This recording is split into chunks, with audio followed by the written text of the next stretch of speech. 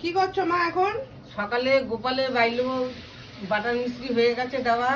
এখন ঠাকুরের আর একবার চিড়ের ভোগ হবে 10টা নাগাদ চিড়ের ভোগ হবে।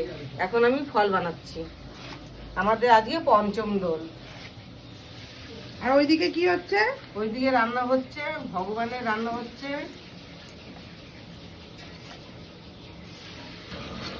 ঠাকুরের সেবার জন্য সব প্রস্তুত হচ্ছে গোসাই? হ্যাঁ হয়েছে, ডাল হয়ে গেছে, এবার পঞ্চ ভাজা 5 রকম ভাজা হচ্ছে, এদিকে ইঁচড় বসানো হয়েছে, নারকেল করা হচ্ছে। মোচা সেদ্ধ হয়ে গেছে, আরো ইত্যাদি ইত্যাদি সব হচ্ছে। আর আমাদের ওই পরে জানানো হবে এগুলো, তাই তো? হ্যাঁ